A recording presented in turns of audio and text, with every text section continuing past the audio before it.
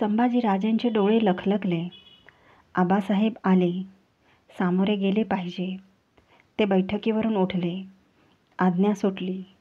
खंडोजी सामोरे गेले पाहिजे. सिद्धता करा.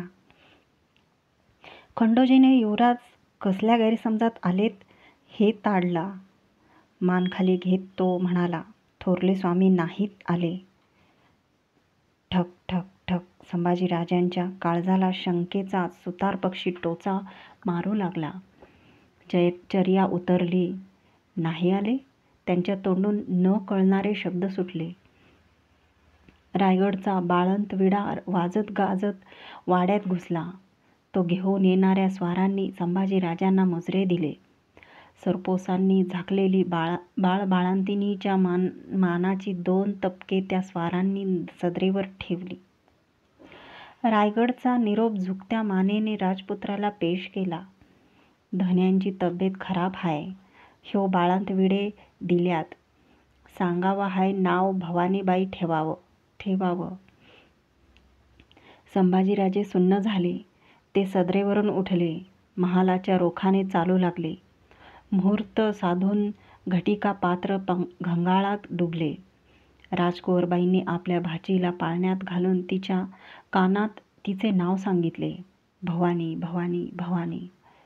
राजकुंवरबाईंनी पाळण्याला पाढ लावून झोला दिला. त्या झोल्यावर भवानीचा पाळणा हिंदोळू लागला. या समारंभात दुर्गाबाई दिसत नव्हत्या. वांत्यांनी बेजार झाल्याने त्या आपल्या महाली लेटून होत्या. दसरा मागे पडला. या खेपेला सोन आखाड्यावर हात्यार मार करायला संभाजीराजे दसरा माळावर गेले नाहीत. कुणाशीच काही न बोलता ते दिवस न दिवस आपल्याच महाली एकले राहू लागले. त्यांचा आपल्याच मनाशी मनाचा संवाद जुंपला. त्याची उकल त्यांना होईना. गुंतवा झालेल्या मानी राजमनाचा शेव काही केल्या हाताशी येईना. असह्य भयान एकलकोंडेपणाने त्यांच्या भोवती घेर टाकला. वाड्यावर सासूरवाडीचे शिर्के मंडळ होते. रक्ताच्या नात्याच्या रानूअक्का होत्या.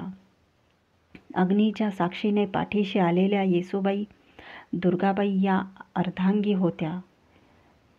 खंडोजी, रायाजी, अंतोजी असे इमानाचे सोबती होते.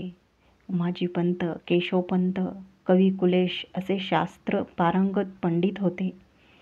पिलाजींच्या सारखे जाणते थोर पण होते. पण यांपैकी कोणीच त्यांना आपले आहे याचा भरोसा काही येईना.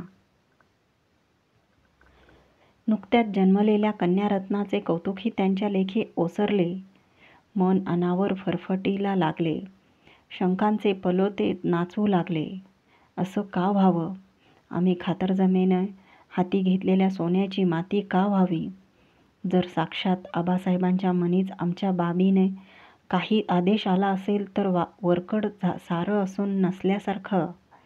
आमच्याशिवाय त्यांच्या मनी कसलं कुट्ट काळं आणि कुणी घातलं आहे का? मासाहेबांचं असं आम्ही काय वाईट चितलं आहे? कोण जातीची तापदरा आम्ही अण्णाजींना दिली आहे? कर्नाटक स्वारीवर जाताना महाराज साहेब आम्हाला पुरात ठाण करून जातात. त्यांच्या दिग्विजयाला गालबोट लागू नये म्हणून मनावर धोन ठेवून आम्ही ते शिरसावंद्य मानतो. परतीच्या वाटेवर महाराज साहेबांना आम्हास भेटावंसं वाटत नाही. आमच्या पोटी जन्मास आलेल्या आपल्या नातवंडाचं मुखदर्शन घेण्यास ते आले नाहीत. काय चाललंय आहे हे? कुठल्या कसूराची ही आम्हाला शिक्षा आहे? आम्ही थोरले म्हणून जन्मास आलो हा कसूर? आम्हाला युवराजपदाचा अभिषेक झाला हा आमचा कसूर?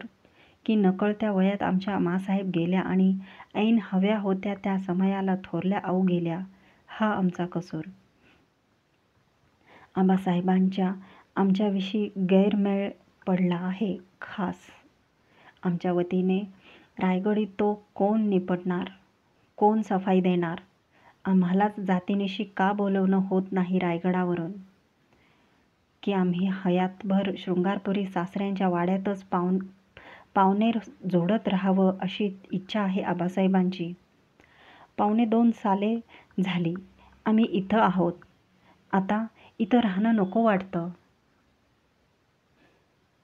पण जावं तरी कुठं? कसं? त्यांना काही सुधरेनासे झाले. युवराज गडाहून थैलीस्वार दाखल झाला आहे. थैली खाशी म्हणून सदरेला खोळंबून आहे. महाली आलेल्या परशुराम पंतांनी वर्दी दिली. थैलीस्वार गडावरचा आबासाहेबांनी नक्कीच याद फरमावलं असणार. क्षणापूर्वीची संभाजीराजांच्या चर्येवरची काळजी नाही निपट झाली. झपाझप चालत ते सदरेला आले. सदरेच्या चाकर मान्याने झडते मुजरे दिले.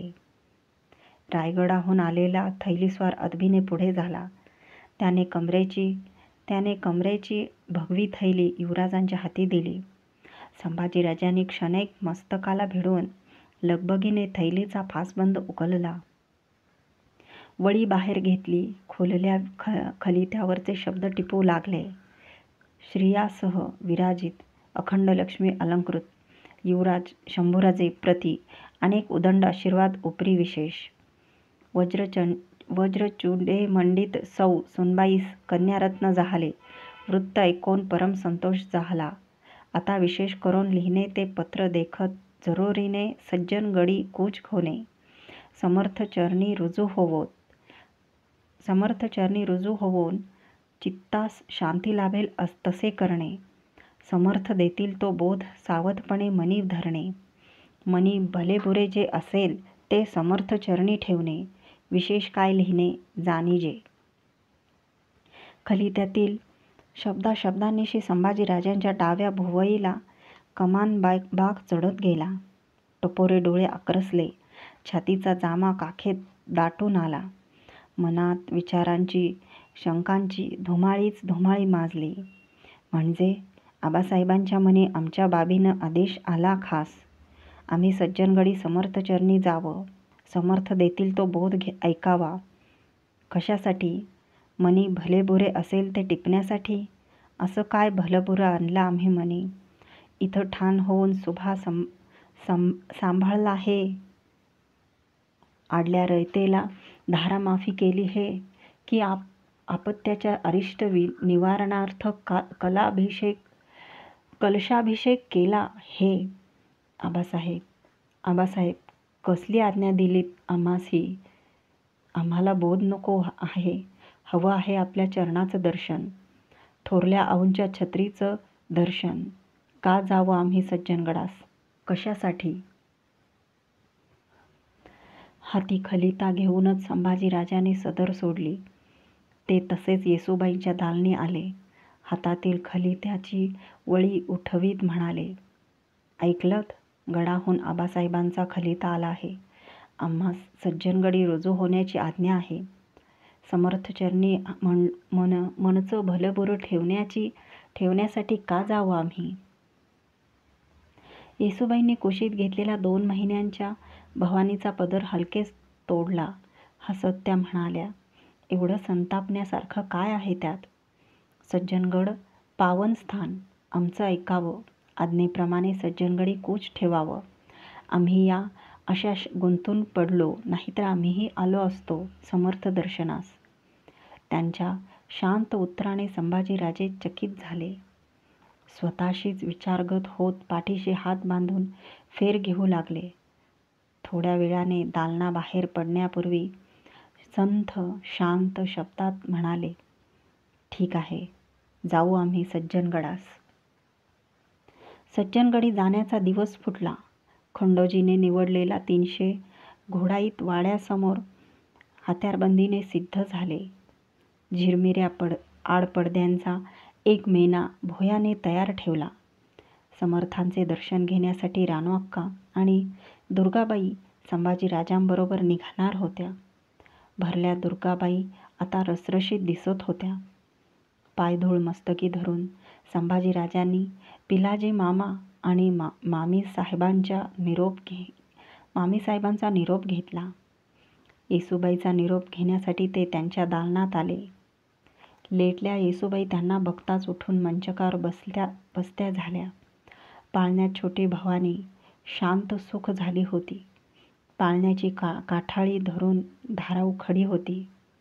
येतो आम्ही, सांभाळून असा. संभाजीराजे येसूबाईची नजर चुकवीत भरल्या आवाजात म्हणाले. पाळण्याजवळ जात त्यांनी झोपल्या भवानीच्या गालावर ओठ टेकले. भवानी क्षणभर चाळवली, पुन्हा शांत झोपी गेली. धाराऊने पाळण्याला हलका झोका दिला.